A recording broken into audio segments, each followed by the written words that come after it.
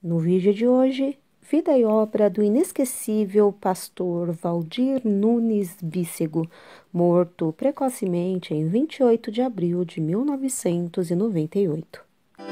Para quem não me conhece, eu sou a Silvana do canal Diário Pentecostal, especialista em História e Teologia do Protestantismo no Brasil.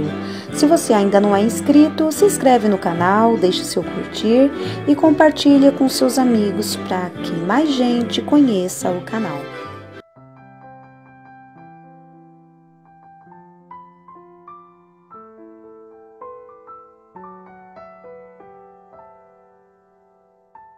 Valdir Nunes Bícego nasceu no dia 2 de julho de 1939, na cidade de Campinas, em São Paulo.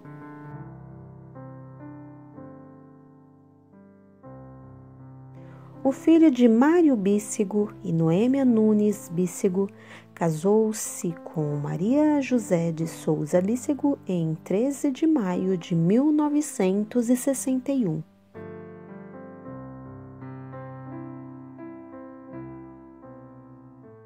O casal teve 4 filhos: Lídia de Souza Bícego, Daniel de Souza Bícego, Valdir Nunes Bícego Júnior e Mário Augusto Bícego.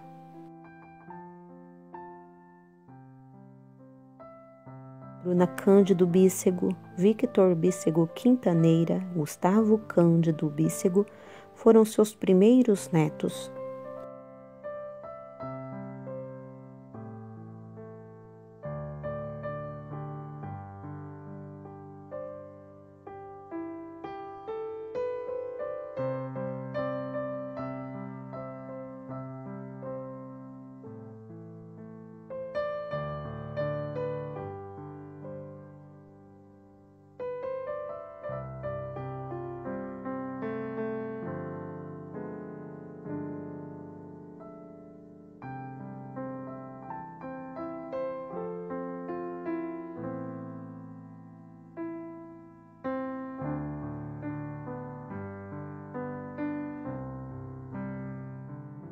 Cursou o grupo escolar, ginásio, científico, inglês, desenho e projeto mecânico, civil, elétrico, hidráulico e pneumático.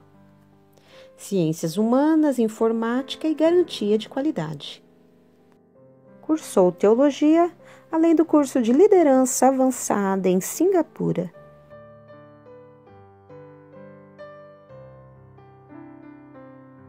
Atuou secularmente como oficial nas áreas de carpintaria e marcenaria, obra e oficina, chefe de departamento de protótipo de geladeiras, fogões e móveis de cozinha.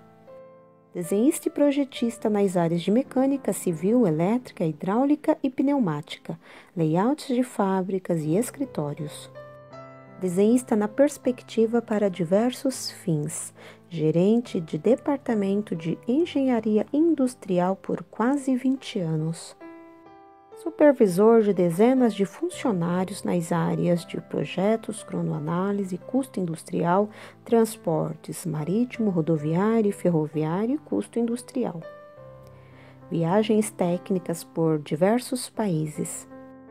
Atuou também na assessoria de engenharia. Aposentou-se por tempo de trabalho.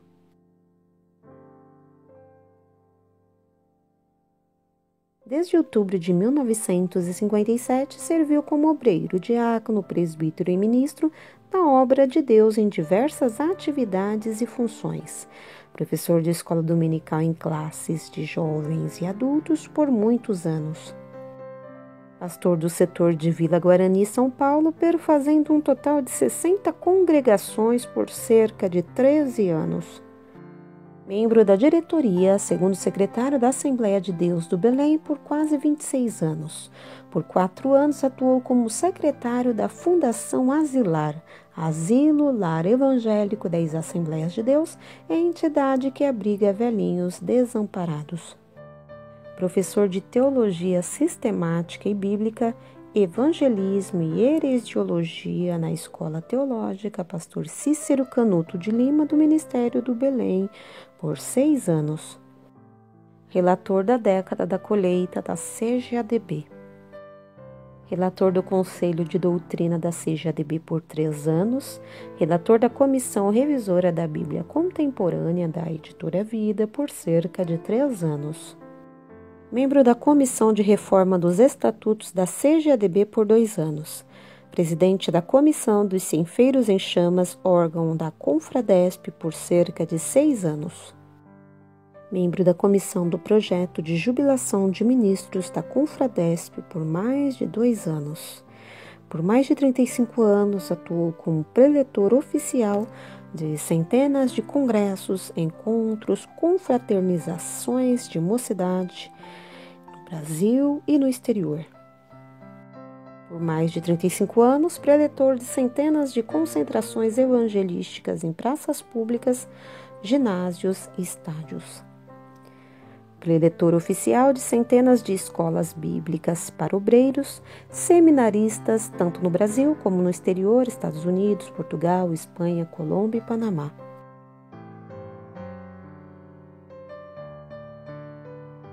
No ano de 1997, recebeu o título de cidadão paulistano concedido pelo vereador Levi Rufino da Silva.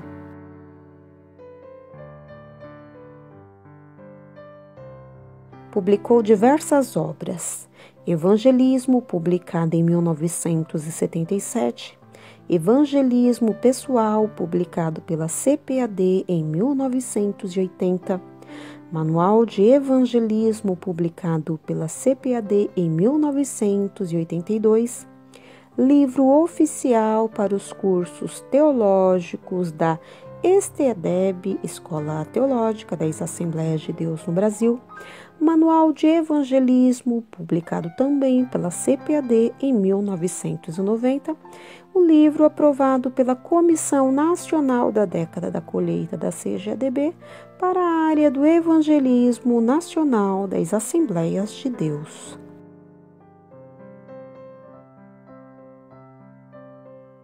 Produziu ainda apostilas com os mais diversos assuntos, como, por exemplo, teologia pastoral, paracletologia, evangelismo na igreja primitiva, evangelismo e missões, evangelismo e o Espírito Santo, angelologia, escatologia, namoro, noivado e casamento, santificação, a igreja e a sã doutrina, não vos conformeis com este mundo, atitudes do obreiro face às investidas de Satanás, missões nacionais, exposição bíblica, Atos de 1 a 5, jovens revestidos de poder, métodos bíblicos versus métodos modernos, o jovem evangelista e seus preparos, esforça-te para esta obra, chegai-vos a Deus e ele se chegará a vós.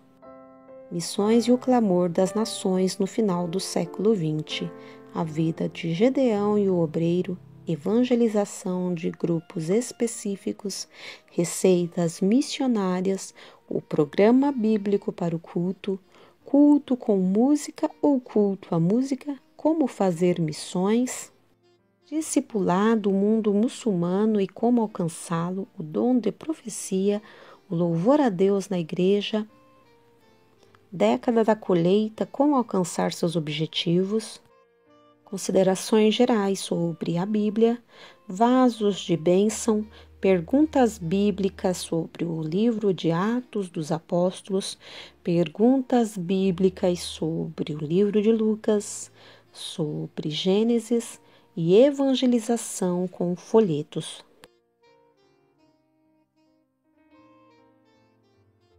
O projeto Década da Colheita nasceu nos Estados Unidos e foi transportado para diversos países. No dia 15 de junho de 1988, cerca de 80 líderes das Assembleias de Deus em todo o mundo se reuniram em Missouri, nos Estados Unidos, e discutiram estratégias para alcançar o mundo com a mensagem do Evangelho na última década do século XX. Na Assembleia Geral Ordinária, em 5 de setembro de 1988, realizada em Salvador, Bahia, foi organizada a Comissão Nacional da Década da Colheita. O presidente no Brasil era o pastor Valdir Bíssego. Os objetivos da década da colheita no Brasil era criar uma cadeia de oração onde 3 milhões de brasileiros orariam pelo projeto. Iniciar o ano de 1990 com um grande trabalho de evangelização, utilizando todos os meios: jornais, televisão, folhetos, praças, telefone, casa em casa, hospitais e etc. Formar novos obreiros, implantar novas igrejas, enviar novos missionários. A meta dos 50 milhões não foi alcançada. O pastor Valdir Bícego acreditava nestas metas, pois na convenção de 1995 fez um apelo-exortação. Em conversas informais, os poucos que ainda se lembram do assunto acreditam o fiasco da década da colheita à morte de Bícego. Segundo o escritor Gedeon Alencar, para além da morte do líder principal da comissão, a sua morte foi simbólica como a morte de um projeto militante.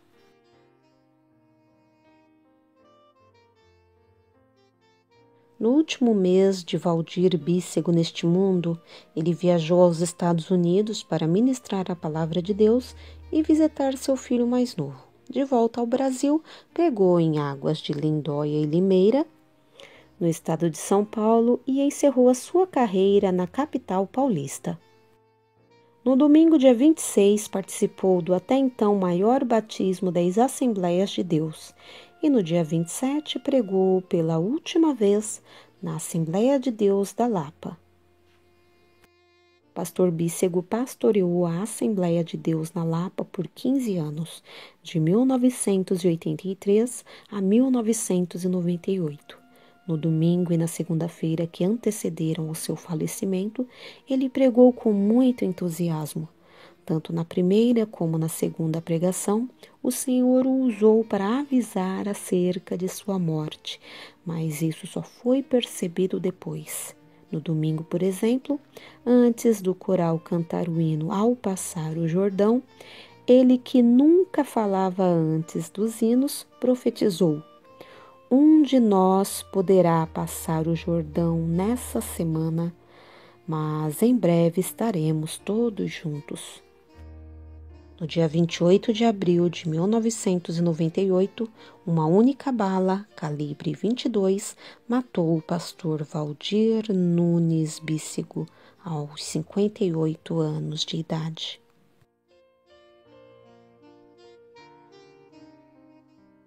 Em determinado momento ele diz: aquele que não come a minha carne e não bebe o meu sangue, não tem vida em si mesmo.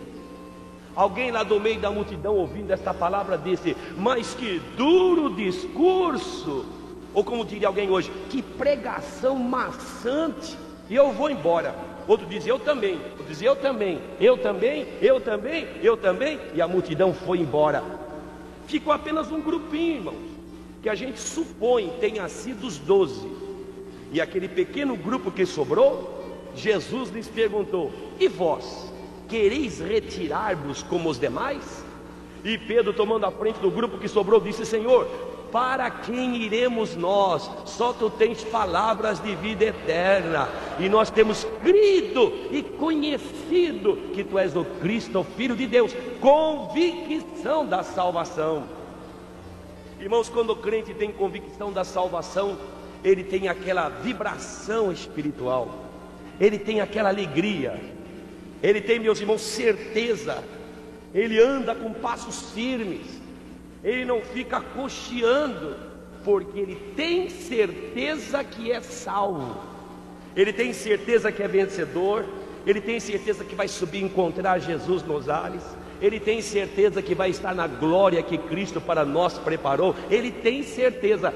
Há um livro na Bíblia que eu gosto de ler muito, entre outros, é a primeira epístola de São João. João é conhecido entre nós, irmãos, como o apóstolo do amor, todos sabem. Mas eu acho que para mim, João também deveria ser chamado o apóstolo da certeza.